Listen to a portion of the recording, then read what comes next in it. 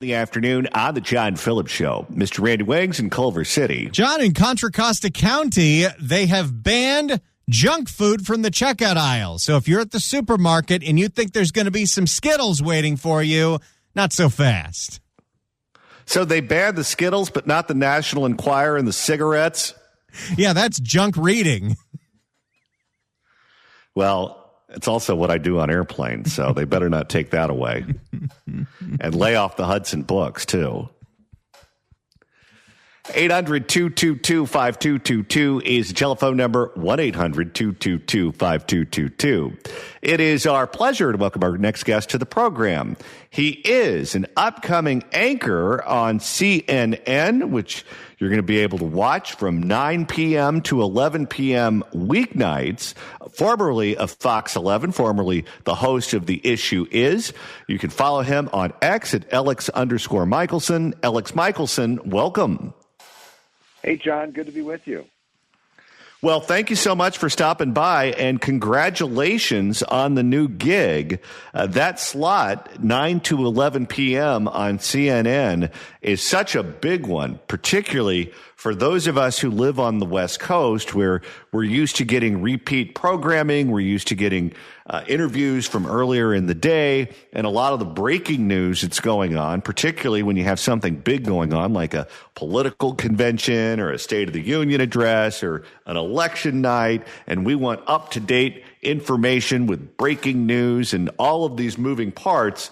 We didn't have that on the East Coast, or on the West Coast. They had that on the East Coast for so many years. We didn't. Fox did it with Trace Gallagher, where they have live programming on at night. And now you're going to be hosting the live programming on CNN. And I think everyone wins, but I think the biggest winners of them all are going to be those of us on the West Coast. Well, thank you. Thank you for the endorsement. Yeah. And even Trace, who does a great job on Fox News Channel and was very generous to have me on a lot. You know, he's on from 8 to 9, and then they go into reruns. So Fox News Channel is on in reruns from 9 to 11. MSNBC is on in reruns. But now CNN, when we launch this show, is going to be live. And it's going to be an international show with that's airing all over the world. But it's going to be based here in the West Coast. Their first show based here full-time on domestic from the West Coast since Larry King Live. And with the chance to highlight a lot of our friends, including you, hopefully, and a lot of the people, the sort of West Coast voices that I think sometimes don't get included in the East Coast conversations, and a lot of the issues that we have, and a reminder that our region, is home to so many of these national and international leaders, and that the issues here really do drive a lot of the conversation around the world. So I think it's going to be a cool place, a balanced place that includes a lot of perspectives. And that's what I've been trying to do for many years at Fox 11, and I'm grateful that folks at CNN were excited about that and want to make that a hallmark of what this new show is going to be. Whenever people think about bias, they usually think about bias in terms of political bias, where a show skews one way or the other, and the other side isn't given equal footing. But there's also a regional bias where you have so many people in news who are based out of Washington, D.C. or New York City. And it's not just a news thing or a politics thing. You see this most frequently and most obviously, oddly enough, in sports coverage, where you could have a mediocre team in New York or Boston or Washington, and that team gets a huge amount of coverage on ESPN or Fox Sports or the radio programs, whatever. And then you have a team that's doing well on the West Coast, but because that team happens to be in Oakland or San Diego or whatever, no one pays attention to them. And I think that regional bias is real. And even though the state of California is the largest state in the union, we frequently get treated like we're a suburb of Guam. And to have someone on one of the national channels that understands not just the state of California, but the politics and the culture and the people, I think is something that's very important, because even though you would assume that we wouldn't be forgotten, frequently we are. Yeah, I mean, the state of California in itself, home to 40 million people, 1 out of 8 Americans, the 4th largest economy in the world. And then that's just the one state. I mean, you think about our entire region, Nevada and Oregon and Arizona and New Mexico and Hawaii and all these other that are past the Mississippi that sometimes are forgotten. Although to your point about sports bias, I do think the Lakers and Dodgers get a fair amount of coverage in the national conversation because they're the most popular teams in the world for their sports. And part of that, which is this whole idea of LA driving the world conversation, you think about Shohei and Luka and some of these international phenoms that call LA home that have made us such a worldwide city as well. Well, I'm an Angels and a Ducks fan, so that does nothing for me. Yeah. Well, good luck with that. You don't get much attention in the LA market, much less in the national. But yeah, I mean, isn't it amazing though? Just on that point, if you think about Shohei, how when he was an Angel, like very few people talked about him, and then he just literally went down the freeway, and all of a sudden he became this worldwide phenomenon, unlike anything we've ever seen before. When he was literally doing the same thing over there, but that's a whole other story. Well, it's good and it's bad because if you're a big star in New York City, let's say, then the tabloids are going to write about you on a regular basis, the good, the bad, and the ugly. And that has to be exhausting. Same thing with Boston, Philadelphia, and I guess to a certain extent, L.A. The Times is not a tabloid, but if you're playing for the Dodgers, TMZ is going to cover you if something happens, and the actual tabloids are going to cover whatever is going on in your world. If you're in Anaheim, then you might as well be in the witness protection program. I mean, Mike Trout, not this season, but in previous seasons, was arguably the best baseball player in all of professional baseball. And I think that if Mike Trout were to walk down Hollywood Boulevard, maybe more people would recognize Alex Padilla than him. And that's not saying much because most people think he's Eric Estrada. Well, it's funny. I saw Alex Padilla at a Dodger game, speaking of, and I was watching to see if anybody recognized him there. And he pretty much was anonymous walking around at Dodger Stadium. Very good experience with Steve Garvey for obvious reasons if you see him at a Dodger game. Well, speaking of Alex Padilla, let's talk about him for a second because rumors are swirling that he could be a potential candidate for governor here in California. He, of course, is the United States Senator from California, appointed by Gavin Newsom. Prior to that, he was a Secretary of State, State Senator, City Council President, City Councilman in Los Angeles. And now he is looking potentially to seat hop to go from U.S. Senator to Governor of California. And what's crazy to me is that from the point of view of the Democratic Party cares about keeping that seat in Democratic hands more than anything because that seat has a lot of appointment power along with it for judges and the UC Board of Regents, the Cal State Board of Trustees, the Coastal Commission, you name it. The governor has a lot of power and influence in California, and the Democratic Party wants to keep those toys in their tent. And you look at the polls, and now that Kamala is out and not running for the seat, and other bold-faced named Democrats have taken a pass on it as well, it now is very clear that Katie Porter is the leading candidate, according to all the latest polls. She's polled in that number one slot in all of the polls I've certainly looked at. And then number two and number three usually is swapped back and forth between the two Republican candidates, Riverside County Sheriff Chad Bianco and former Fox News host Steve Hilton. And then you have the other Democrats below them, the also-rans, in single digits. If those numbers were to hold, then you would likely get Katie Porter and one of the Republicans on the November ballot, which would make Katie Porter the heavy favorite to win the election and keep the seat in Democratic hands, meaning the Democrats are in no real danger of losing that seat to a Republican, which is why it's so bizarre that they're still shopping for candidates. They still want additional candidates jumping in the race, even though right now it's looking like an easy putt for them to hold the seat, which leads me to believe that the Democratic establishment, the Democratic Party, wants no part of Katie Porter. Your thoughts? Yeah, which is not a huge surprise. As you so adeptly pointed out in your latest column for LA Daily News and other places, Katie Porter was not particularly popular with her colleagues, which is an understatement. She had a bad relationship with Nancy Pelosi, which both of them have talked about. So much so that, Pelosi, who already was very close with Adam Schiff to begin with, really went out of her way to make sure that Adam Schiff became the senator when Porter was running against her. When Porter was running for the Senate, only one member of the House endorsed her. That was Robert Garcia. Everybody else either endorsed Schiff or Barbara Lee, who was also running for that race. She has not made a lot of friends in the establishment. She's not the biggest. She's not. And so the establishment wants their person. I mean, Alex Padilla is one of the nicest people in politics. Like him, don't like him. He's just very nice. He also has played nice with all of the Democratic constituencies, all the unions, all of the groups that make up the Democratic Party for a long time. I mean, you think about, he goes back to his days on the LA City Council in his 20s, in his time in the state legislature, his time as Secretary of State. I mean, he has been friendly with, lifting up, showing up at their events for decades now. And I think he's somebody that everybody would be comfortable with, whether they'd be excited by him. Who knows? Is he actually interested in being governor? Has he talked about what he would do if he was governor? We haven't heard that. But I think he's somebody that everybody would say, yeah, that's okay. And maybe that's what they're looking for. Here's what's strange to me. Look at it from the point of view of Alex Padilla. In terms of the United States Senate, he's a young man.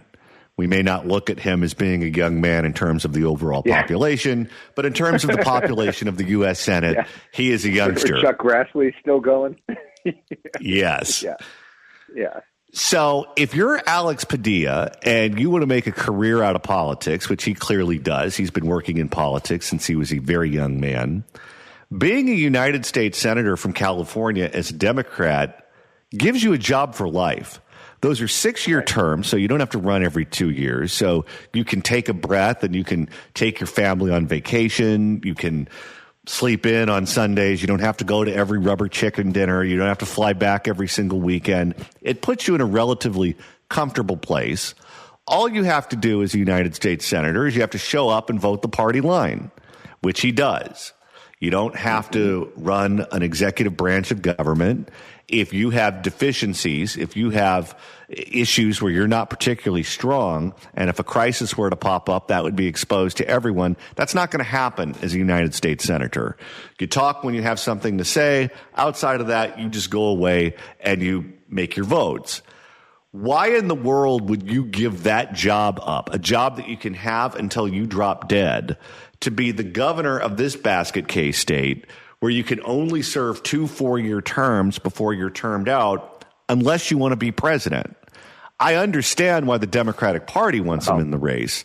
I don't understand why Alex Padilla wants in the race unless he looks in the mirror and sees a president, in which case he's delusional. Well, do you know of any senators who look in the mirror and don't see a president? I don't know if that quite exists in that setup there. But, I mean, maybe he wants to do it because it's one of the most important jobs in the world. And if you believe in public service and you believe in solving problems, short of being president of the United States, it's one of the most powerful, influential positions you could potentially have in making a difference. And you really can't do that much in the Senate, especially as a member of the minority. And also, he's got a free pass. He's not up for election next year, so he could run, he could lose potentially, and then still have the ability to be reelected as the senator a few years later. No harm, no foul. So that also gives him an ability to do this without a whole lot of risk. Let's talk about some of the other candidates who aren't polling in the money right now, because I think, in fact, I was on your program with you and Gloria Allred that day when you aired your interview with Javier Becerra, the former Secretary of Health and Human Services, where you weren't trying to stump the guy. You weren't asking the guy trick questions. It was basically a let's get to know you. Who are you? What's your background? What do you think about the big issues facing the state? That's a fair assessment, I think I would say, about that interview. And he appeared to be someone who hadn't even glanced at the newspaper. He didn't have answers to any of your questions, which were not gotcha questions.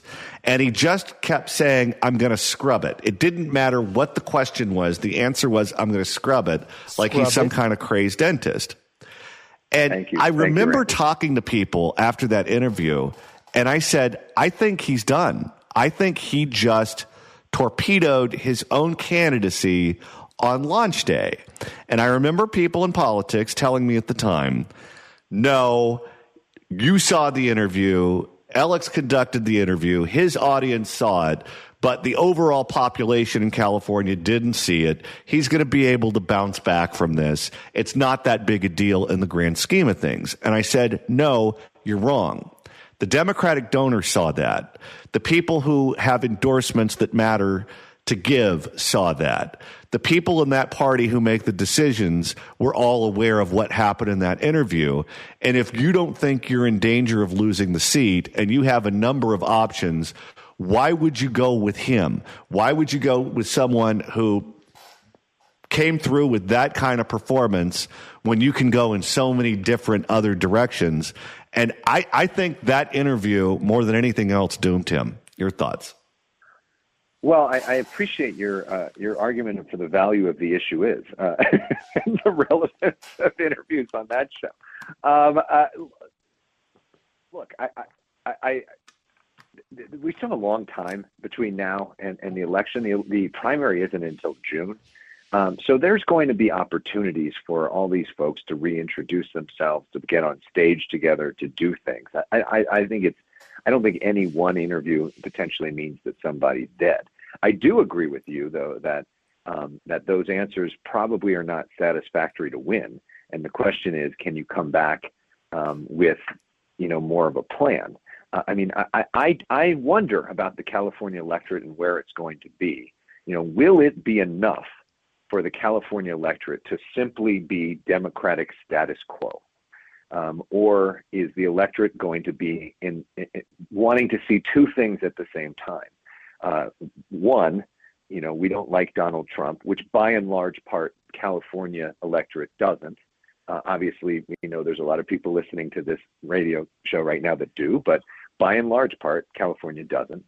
But two, we're not satisfied with the status quo way that California Democrats are leading.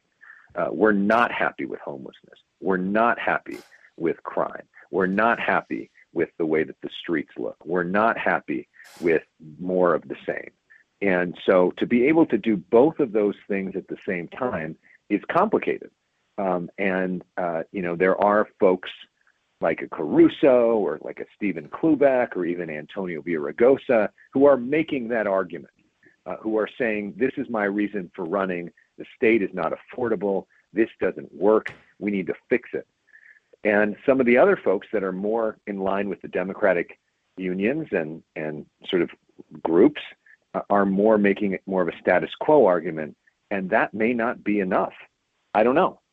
We'll see also how much, Trump and goes so into the news cycle and so into the lifeblood that the election becomes about him. We know that Democrats like that as a playbook. You see, that's what Gavin Newsom's doing right now with Prop 50.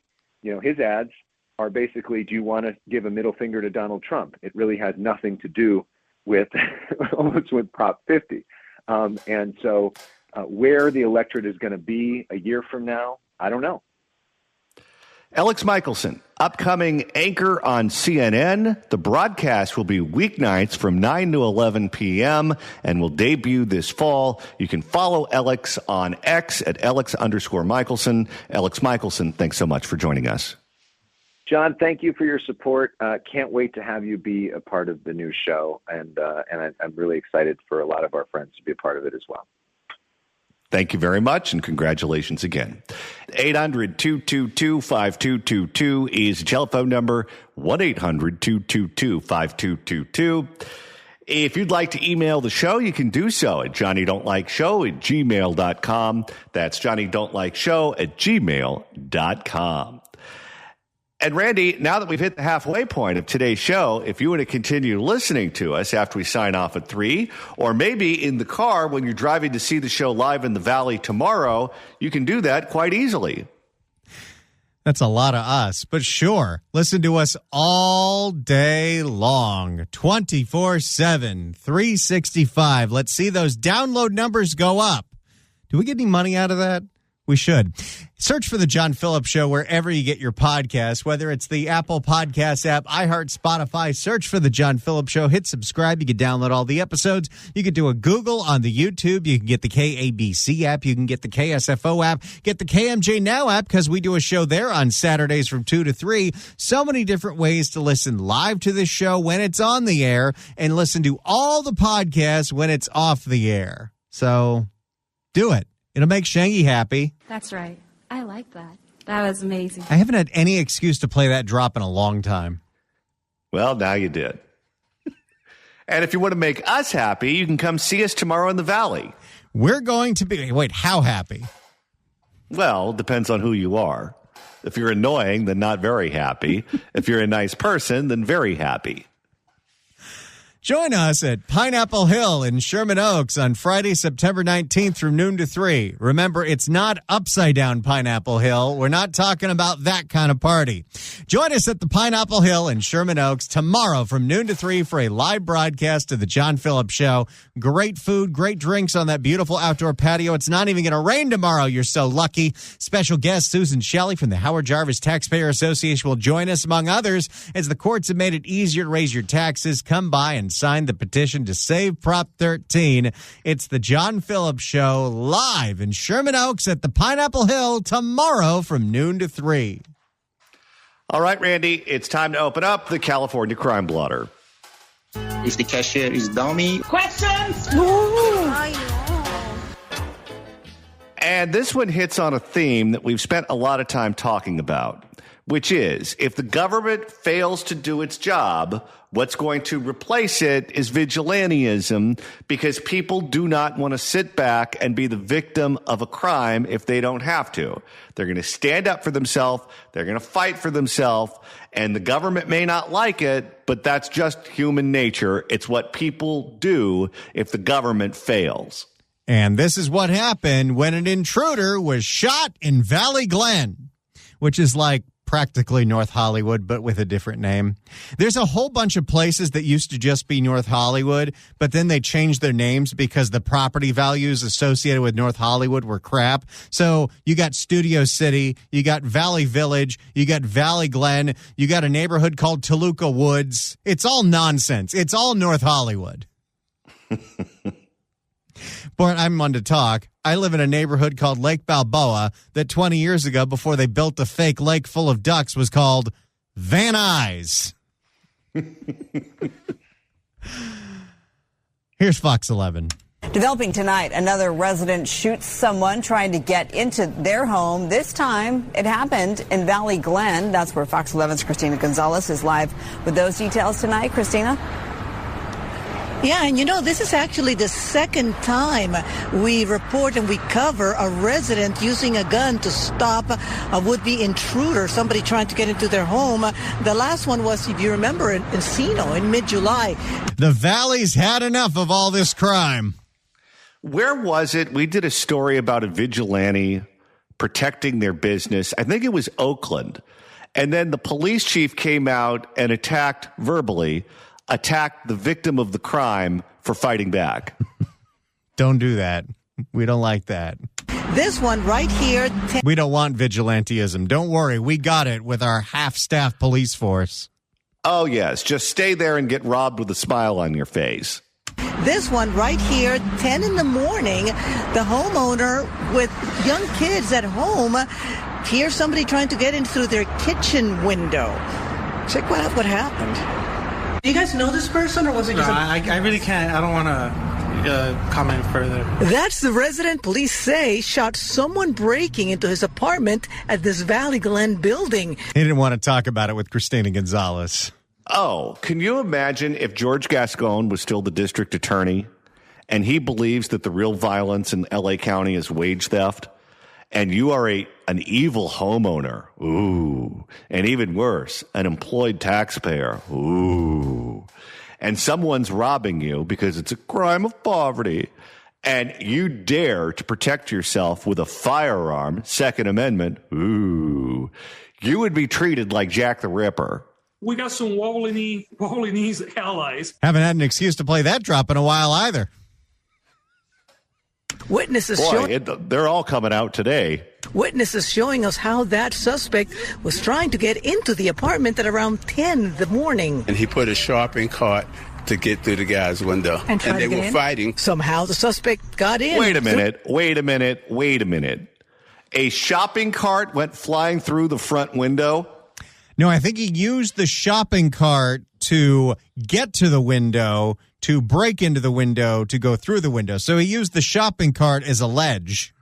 I see. I was going to say, if you threw a shopping cart through someone's front window, then you're not exactly trying to be discreet. To get through the guy's window. And they were fighting. Somehow the suspect got in through the window. Then, according to police, the victim armed himself and shot the suspect in the chest. He went running up the block. Then I called neighbors to make sure they were okay, because that means somebody was on the loose. LAPD follow the trail of blood. Yeah, I don't think it'll be hard to find out where this guy went if he got shot in the chest. LAPD using dogs to follow the suspect's trail while residents start posting updates on the Citizen app, like this man. It's a major concern for everybody that lives around here. Crime, break-ins. My next-door neighbor got broken into in the middle of the day, and then one block over, friends of ours also were broken into. It is the talk of the valley. And they're all on that Nextdoor website, too. Nextdoor. Are you on that, Randy? I try not to look at it because it is just full of people screaming at each other, and every post, no matter how benign, devolves into what the internet is best known for, calling each other Hitler.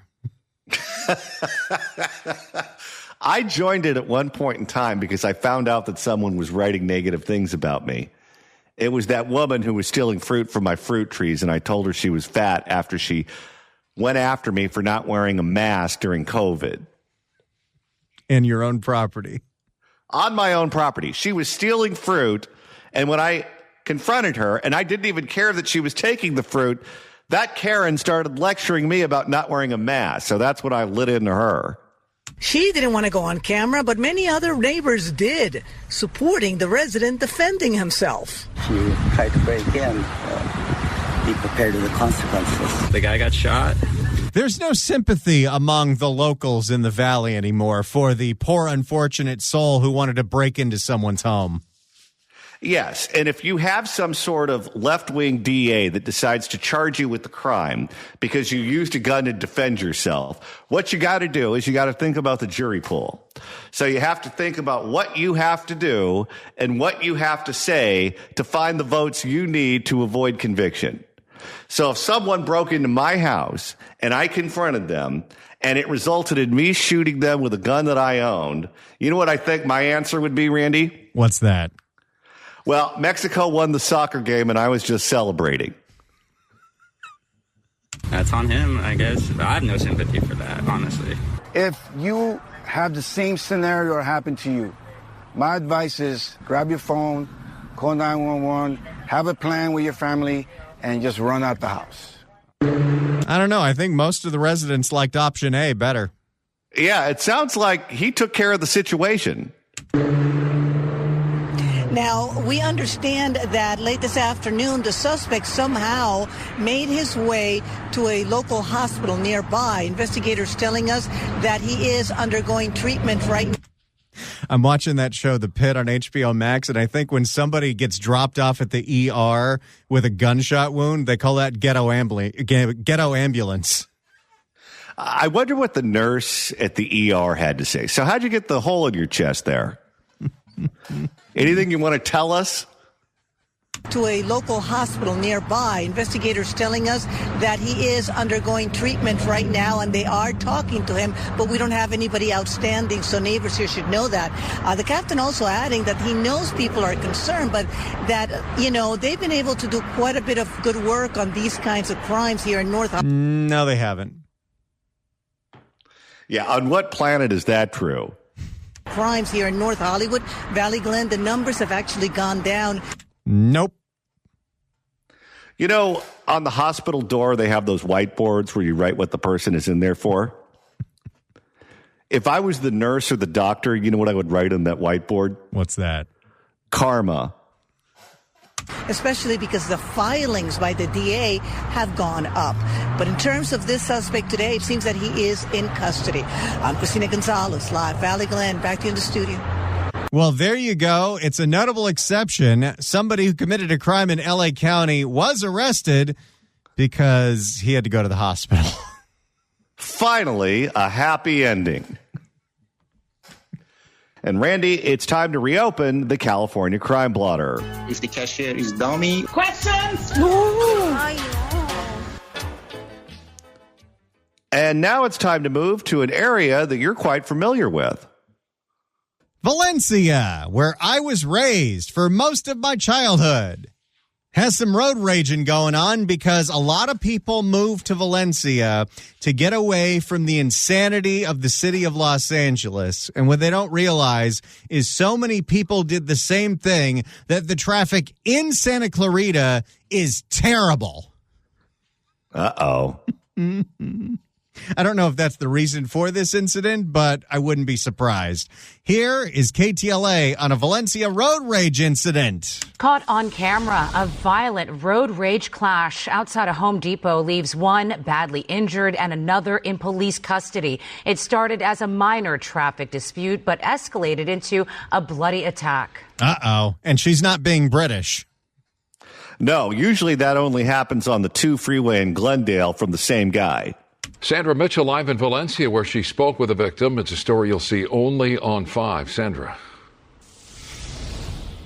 Micah, a Santa Clarita slasher arrested for assault with a deadly weapon tonight. The victim talked to us from his hospital room and shows us exactly what happened. Violence in Valencia. Now there's some alliteration.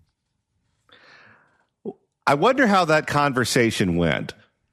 They just take the same doll that they normally use for the sexual assaults and they say, okay, where'd the pointy thing go? Violence in Valencia. The driver in the white T-shirt appears to throw a punch after a road rage encounter. But he's got a knife and he stabs 39-year-old Leon Hernandez in his left hand. I saw the guy pull out a knife. And then, he got out of his car with the knife in his hand, then flipped it open in front of me and then swung it at me. It's got a switchblade. Wow, if he got stabbed in the left hand, I hope for his sake he's not a relief pitcher by trade.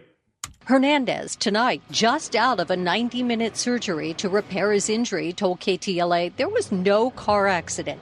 But the driver of the gray Mercedes sedan was angry, aggressive, and jumped out of his car to confront Hernandez. Yeah, the guy said, something along the lines of, what the F are you doing or something? And I was like, what are you talking about? And then, that's when he swung the knife at me. Santa Clarita Everyone needs to just take a beat. There are plenty of moments every day when you're driving when you want to rip your hair out by the root because it's so frustrating, but everyone's going through the same thing. You don't need to commit violence because traffic sucks. Yes, and here's some more advice. If some other motorist has a beef with you, don't stop your car and get out to talk things through. Just assume they'll get over it and speed off on your merry way. Do what I do. Assume everybody's packing. Santa Clarita deputies now have that suspect in custody, and this video recorded by a witness is a big part of the investigation. Video is extremely helpful, as you could imagine, but also we have to take in both not just the video, but then also the witness accounts of what happened before and what happened after. Well, one of them got stabbed and one of them did the stabbing. Seems pretty open and shut. Yeah, this is not a complicated case. The bloody scene unfolded just... Again, not being British.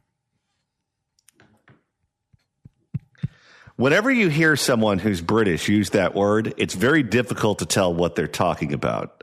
It's like when you see someone who likes to swear and they're talking about a dam, an actual dam, something you see in Northern California that traps the water.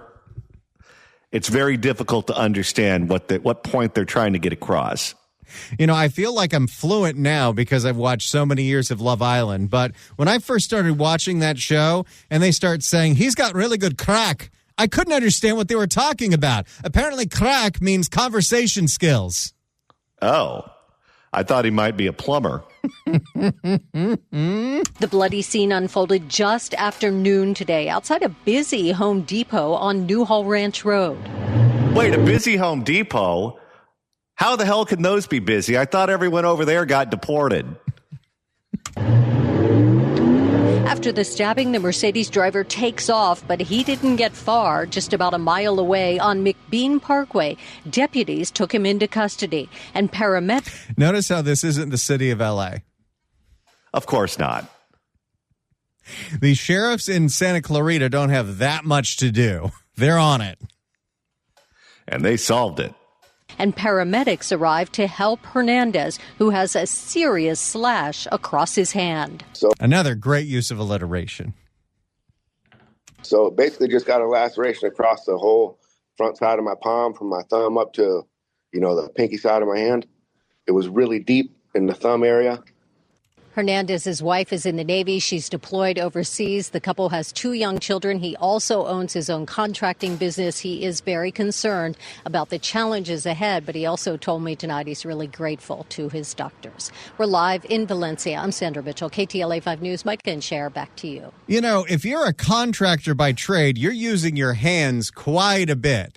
And if he's got to wear a cast or he's got stitches now, that's loss of work. Not only should this guy face prison time, but he's got a Mercedes. It's time to call a PI lawyer and sue this guy for all he's worth. Imagine being this guy's wife and you're deployed overseas somewhere. I don't know where she is. She could be in, I guess, the Middle East. She could be in Korea. She could be in any number of places around the globe. And she comes back. And the kids and the husband, they're all greeting her at LAX after the plane lands. And then she looks at the husband's hand and she goes, "Why the hell do you have a Nike swoosh on your palm?" And he goes, "Boy, do I have a story for you." It's more dangerous here than wherever it is that we sent her. He's got his own war stories to tell, just driving around in Santa Clarita. We sent her to some hot spot around the globe, and she comes back in one piece, and this guy's just trying to drive on the freeways of Southern California, and he gets mutilated by a psycho. What's wrong with that picture? What are you going to do? It's just what we put up with here.